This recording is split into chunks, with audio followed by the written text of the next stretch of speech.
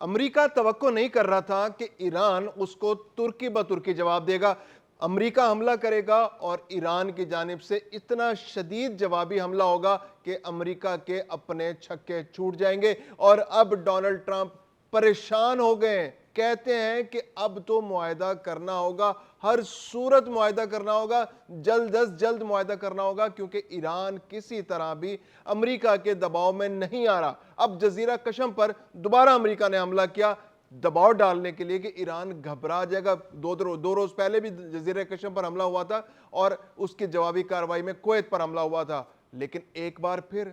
ایران نے دباؤ قبول کرنے سے انکار کر دیا اور زیادہ شدید حملہ کیا۔ یعنی امریکہ نے جزیرہ قشم پر حملہ کیا اور اس نے بحرین میں امریکہ کا جو 5th فلیٹ ہیڈ کوارٹر ہے اس کو نشانہ بنایا، بحری جہازوں کو نشانہ بنایا، اس کے بیس کو نشانہ بنایا، اس کی پورٹ کو نشانہ بنایا، امریکی تنصیبات کو نشانہ بنایا۔ اس کے علاوہ کویت کے اندر دوبارہ سے جو امریکی تنصیبات ہیں ان کو نشانہ بنایا گیا ہے، اور ایویشن ذرائع یہ کہتے ہیں کہ اس بار جو ایران نے حملے کیے ہیں ان میں امریکہ کو شدید نقصان کا سامنا کرنا پڑا ہے۔ بحری جہاز پر راکٹ گرے ہیں اور دھماکے ہوئے ہیں، آگ لگتی نظر آئی ہے۔ اس کے علاوہ بیس پر دھماکے ہوئے ہیں، تباہی ہوئی ہے۔ ابھی تو نقصانات کا اندازہ لگانے میں کچھ وقت لگے گا کہ وہاں پر موجود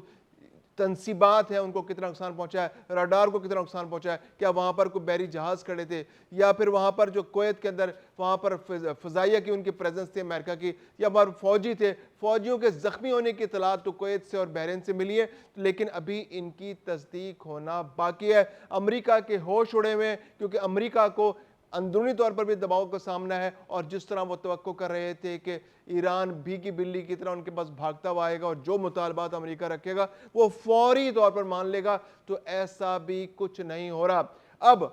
امریکہ کے اندر کیا ہو رہا ہے؟ مارک روبیو کی پیشی ہو گئی، سینٹ کی جو قائمہ کمیٹی ہے اس نے بلا لیا، آ جائیں جی، اور امریکی جو ڈونلڈ ٹرمپ انتظامیہ کے باقی اہلکار تھے ان کو بلا لیا، ان سے پوچھا کہ بتائیں آخر یہ جنگ کرنے کی آپ کو ضرورت کیا تھی، اور اب تک اس جنگ میں آپ نے حاصل کیا کیا ہے؟ $60 ارب جو ہے آپ بہا چکے ہیں، نہ آپ نے کانگریس سے اجازت لی، نہ آپ نے قانونی تقاضے پورے کیے، ضرورت بھی جسٹیفائی نہیں کر سکے آپ تک کہ کس وجہ سے آپ نے جنگ کی اور نتائج آپ حاصل کیا کرنا چاہ رہے ہیں۔ اب مارکو روبیو کے سامنے کوئی بات نہیں بن رہی، کیونکہ اب تک جو مطلوبہ نتائج تھے، جو ایکسپیکٹیشن تھی ان کی کہ وہ کریڈٹ لے لیں گے، دیکھیں جی اسرائیل نے ہم سے کہا تھا کہ آپ حملہ کریں تو وہاں پر تو مظاہرین پہلے سے سڑکوں پہ نکلے ہوئے، تو جیسے ہم 2 4 6 لیڈر ماریں گے، سائنسدان ماریں گے، خامنہئی صاحب کو شہید کریں گے، آرمی چیف کو مار دیں گے اور وہاں کی جو لیڈرشپ ہے اس کو مار دیں گے، تو وہاں پر لوگ ٹیک اوور کر لیں گے اور وہاں پر رجیم چینج ہو جائے گا، پاسداران کی چھٹی ہو جائے گی، مذہبی لیڈرشپ جو سپریم کونسل ہے اس کی چھٹی ہو جائے گی، فوجیوں کے حوصلے پست ہو جائیں گے، اور جو موجودہ سیاسی قیادت ہے اس کو طاقتور کر کے مزید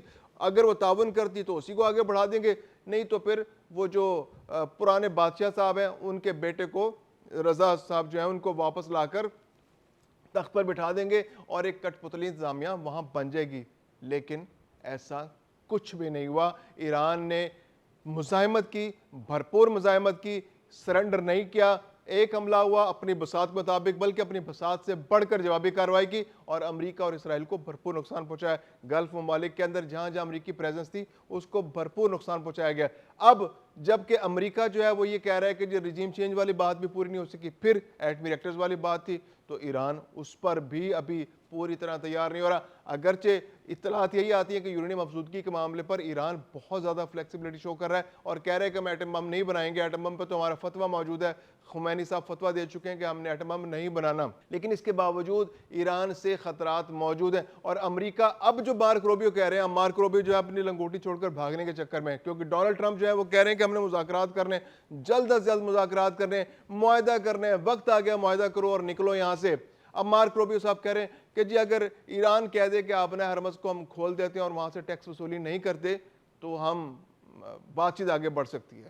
یعنی کہ ایک معاہدہ ہو جائے گا، اور اس معاہدے میں کیا ہوگا کہ آبنائے حرمز سے ایران اگر ٹیکس وصولی نہ کرے اور وہاں سے جہازوں کو آزادانہ آنے جانے دے تو پھر لڑائی ختم۔ تو پھر لڑائی تھی کس بات کی؟ یہ تو جہاز تو پہلے بھی آزادانہ آ جا رہے تھے، آپ کے آنے کی وجہ سے خرابی پیدا ہوئی۔ آبنائے حرمز میں جو جہازوں پر پابندیاں لگیں، ایران نے جو پابندیاں لگائیں وہ تو آپ کے حملے کی وجہ سے لگائیں، پھر آپ نے ایران کو روکنے کے لیے مزید پابندیاں لگا دیں، مزید جہازوں کا راستے روک دیا۔ پہلے ایران نے گلف کے ممالک کے راستے روکے، جو اپنے اس کے جو خلیجی ممالک کے جہازوں کے لیے راستہ روکا، آپ نے سب کے لیے راستہ روک دیا، امریکہ اور چین کا، ایران اور چین کے جہازوں کے لیے راستہ روک دیا۔ تو اب اگر آبنائے حرمز سے ایران اجازت دیتا ہے جہازوں کی آمد و رفت کی، تو آپ کے ہاتھ تو کچھ بھی نہیں آیا، آپ تو وہیں کھڑے ہیں جہاں سے آج سے 4 مہینے پہلے آپ آئے تھے، بلکہ آپ نے تو $60 ارب اس میں پانی کی طرح بہا دیے۔ تو یہ بہت سارے سوالات ہیں جن کا سامنا اس وقت کرنا پڑ رہا ہے امریکہ کو کانگریس کی قائمہ کمیٹیز کے اندر، اور پھر یہاں جو ڈیموکریٹس ہیں وہ کوئی موقع سے نہیں جانے دے رہے ہیں، جو ان کے سینیٹرز ہیں وہ پوری طرح تنقید کر رہے ہیں، مارک روبیو ہو، کوئی بھی ہو، سینٹ کی کمیٹیز ہوں، سینٹ کی ایوان نمائندگان ہو، سینٹ ہو، ہر جگہ شدید تنقید کا سامنا کرنا پڑ رہا ہے ڈونلڈ ٹرمپ اور ان کی انتظامیہ کو کہ لا حاصل جنگ، کچھ حاصل نہیں ہوا، امریکہ کی جو credibility as a super power ہے وہ کمپرومائز ہوئی ہے، چین کی دھاک زیادہ بیٹھی ہے، چین کے مقاصد زیادہ حاصل ہوئے ہیں، چین کو زیادہ فائدہ ہوا ہے، چین ایک تجارت جو ایران سے کرتا تھا وہ somehow اس کی چل بھی رہی ہے، ایران اس کو، امریکہ اس کو بھی پوری طرح نہیں روک سکا۔ تو یہ ایک ایسا مسئلہ ہے پھر کہ مہنگائی کا ایک طوفان ہے جو پوری دنیا کے اندر امریکہ کی اس بیہودہ حرکت کی وجہ سے ہوا ہے، اور ڈونلڈ ٹرمپ کی انتظامیہ کہ اس فیصلے کا اثر امریکہ کے اندر میں محسوس کیا جا رہا ہے۔ وہاں بھی پیٹرول مہنگا، اور جب پیٹرول مہنگا ہوتا ہے تو دنیا کی ہر چیز مہنگی ہو جاتی ہے۔ تو 30 سے 40 سے 50% جو تیل کی قیمتوں میں اضافہ ہوا ہے اس کا اثر اب پوری دنیا کے ساتھ ساتھ امریکہ بھی محسوس کیا جا رہا ہے۔ کانگریس مین، ایوان نمائندگان اور وہاں کی عوام بھی اس بات کو فیل کر رہے ہیں کہ یہ لا حاصل جنگ ہے۔ ڈونلڈ ٹرمپ اس وقت پاپولیرٹی میں انتہائی نیچے کی سطح پر ہے، تقریباً 30% لوگ جو ہیں ان کو سپورٹ کر رہے ہیں۔ تو آنے والے الیکشنز کے اندر امریکہ کو شدید ترین مزاحمت کا سامنا کرنا پڑ سکتا ہے ڈونلڈ ٹرمپ انتظامیہ کو الیکشن کے اندر، اور ڈیموکریٹس کامیابی حاصل کر سکتے ہیں، اور اگر ایسا ہوا تو امریکی صدر کے لیے مواخذے کی راہ ہموار بھی ہو سکتی ہے، کیونکہ اگر اتنے بڑے پیمانے پر ڈیموکریٹس کامیاب ہو جائیں کہ وہ 2/3 میجورٹی ایوان نمائندگان اور سینٹ میں حاصل کر لیں، تو پھر ڈونلڈ ٹرمپ کے لیے ایک دن بھی گزارنا مشکل ہوگا۔ اور ریپبلکنز کے اندر بھی بہت سارے سینیٹرز اور ایوان نمائندگان ایسے کے ارکان ایسے موجود ہیں جو ٹرمپ انتظامیہ کی ان پالیسیوں کے خلاف ہیں اور وہ ان کے خلاف ووٹ دینے کے لیے تیار ہیں۔ تو یہ صورتحال تو انٹرنل ہے، پھر اس کا اثر جو ہے وہ نظر کیا آ رہا ہے؟ اس کا اثر یہ نظر آ رہا ہے کہ اب پینک بٹن دب گیا امریکہ ڈونلڈ ٹرمپ انتظامیہ کے اندر۔ وہ چاہتے ہیں کہ ایران کے ساتھ جلد از جلد مذاکرات ہو جائیں، جلد از جلد کوئی معاہدہ ہو جائے، جلد از جلد یہاں سے نکلنے کی کوئی صورت پیدا ہو جائے، جلد از جلد آبنائے حرمز کو کھولنے کی ایران بات کر دے۔ وہ تو عباس عراقچی نے آج سے 1.5 مہینے پہلے بھی آبنائے حرمز کھولنے کی بات کر دی تھی، جب بھی امریکہ کی شرارت کی وجہ سے، امریکہ کے غیر سنجیدہ رویے کی وجہ سے وہ معاملہ وہیں رک گیا تھا۔ تو آج بھی اگر امریکہ یہاں سے واپس جاتا ہے تو ایران آبنائے حرمز اگر کھول دیتا ہے تو ان ساری جنگ کا کوئی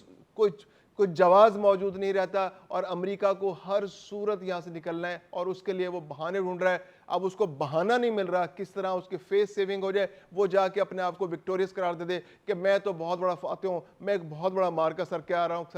ہوں، کیونکہ دنیا کے ممالک، یورپ نے بھی اس کو سپورٹ نہیں کیا، دنیا کے باقی ممالک نے بھی اس حملے کو سپورٹ نہیں کیا، اور جو لوگ یہاں سے تیل خرید رہے تھے ان کو تو ویسے شدید غصہ ہے۔ جو چائنا ہے، جو جنوبی کوریا ہے، جاپان ہے، یہ وہ لوگ ہیں جو جاپان، جنوبی کوریا تو وہ ملک ہیں جو امریکہ کے بہت قریبی اتحادی ہیں، ان کو شدید نقصان کا سامنا کرنا پڑا ہے۔ انڈیا کو سفر کرنا پڑا ہے، پاکستان کو تو سفر کرنا ہی پڑا ہے، کیونکہ تیل کی قیمتیں بہت زیادہ ہو گئی ہیں، ان ملکوں کو تو تیل کی فراہمی بھی رک گئی۔ تو ایسے میں دنیا بھر پریشان ہے، اور اب امریکہ بھی وہاں سے بھاگ نکلنے کی کوشش کر رہا ہے، کبھی اسرائیل کو ڈانٹ رہا ہے کہ تمہارے غیر ذمہ دارانہ رویے کی وجہ سے یہ جنگ بڑھتی چلی جا رہی ہے، تم لبنان میں پیچھے نہیں ہٹ رہے، لبنان پر حملے کرتے چلے جا رہے ہو، اور اب یہ امریکہ کے پاس کوئی چارہ نہیں ہے کہ وہ کسی طرح ایران کو کنونس کرے، ہاتھ جوڑے، منائے کہ تم آبنائے حرمز کھول دو اور ہم یہاں سے چلے جاتے ہیں۔